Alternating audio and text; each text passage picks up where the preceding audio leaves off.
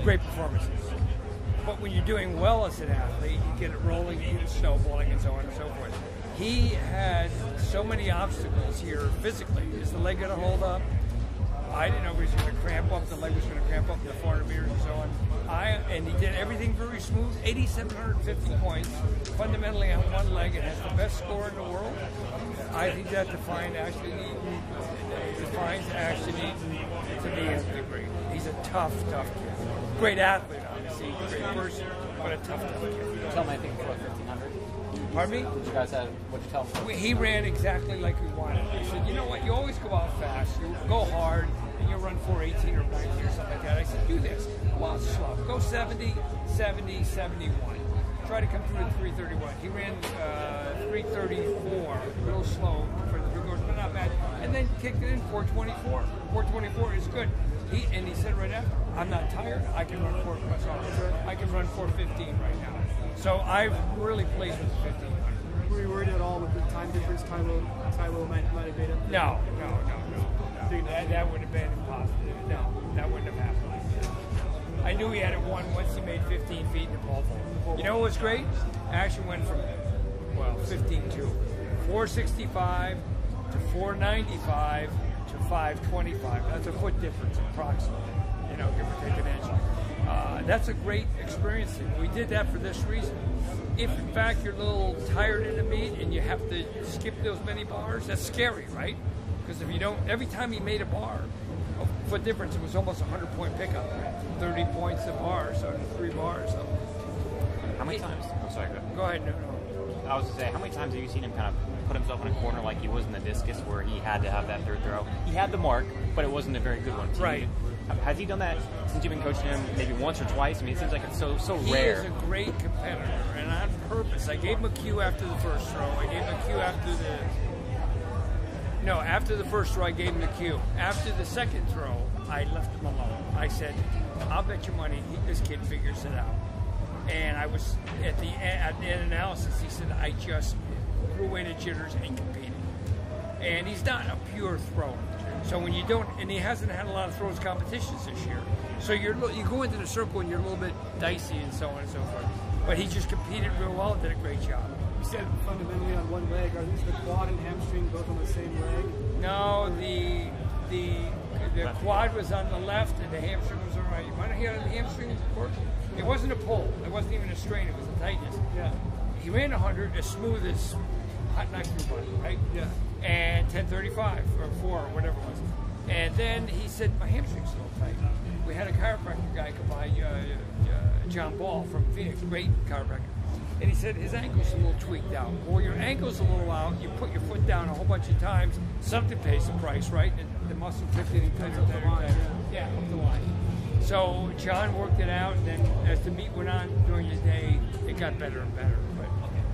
But that was the main issue, not the quad anymore? No, the quad, we had such great medical help here in the Eugene area from Slocum and Dr. Stan James and people, Dr. Sy. They helped us tremendously. What do you think about his chances at the Olympics now? I think they're real good.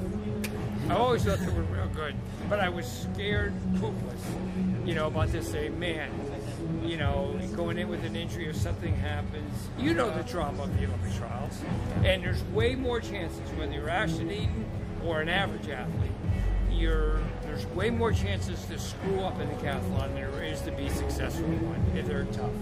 Who are the international guys that could be up there close to him? I really like Arthur Abel, the German kid. Yeah. He went 86.05. I really like him. I like the German people anyway because I'm good friends with their national coach, Klaus, and they're fighters and so on. He could be a talent. I'll tell you, Jeremy Tywall and Zach Zymek and Ashton Eaton, that's going to be a tough threesome. You're going to be a U.S. sweep? No, I wouldn't go that far. But I'm telling you, these kids are going to fight. And you know the other thing? When you look at those two in Ashton, that's the new somatotype of the new wave decathlete. Taller, thinner, more athletics. Remember the old days when I was competing with big burly guys and so on? So that's a great representation for the United States. Would you say more of a runner turned decathlete? Or is that too general? Runner, jumper, athlete. Runner, jumper, athlete, yeah. Ashton joked about on the stage about showing his feeling older, and you know, he's not old at all. But like, do you see in training that he seems like he's like showing the years at all, or do you think he's still 100% his best? Now, you know what happens when you get older? Your tendons and ligaments don't work as well, or they're not as supple. You know, you fall off the couch as a 60-year-old, big deal, nothing happens. But he's such a dynamic person. You land just a little funny in the pole vault pit or high jump pit or something like that, and something gets tweaked out of shape. So it's not a big deal. He and Bree take real good care of themselves relative to sleep, dietary, and so on and so forth. But inevitably age catches up to you. And he's been doing track for 10, 12 years. You know, landing in the long jump. They were working on his ankle this morning, you know, just loosening up, and his left one happened to be a little tighter than his right. And I said, hey, Eaton, and when you turn 65, come knock on my tombstone, will you, and tell me how bad your ankles feel, because I'm 69, so, you know, kidding you. You're leaving track, maybe it's 2017, maybe after this year. It looks like, you know, Ashton, the history of post-30 decathletes isn't great. Has there been any talk, can you guys privately just, hey, would this be the last one for Ashton, decathlon-wise? No, maybe there has been a little bit, but in reality, nothing is going to be decided until well after the Olympic Games, because it's so much energy that goes into the Olympic Games and stuff like that. But I can tell you this, I am not coaching another 4 years. I am not going to commit my life to another Olympiad. But I did say, Eaton, if you call me in 2020 and you say your body feels pretty good, maybe I come out of retirement. But I'm not going to stay here and work for me. I want to go have fun. Don't call you before 2020. Yeah, we'll do the last minute deal. Yeah. The barn burner. Thank you, Eric.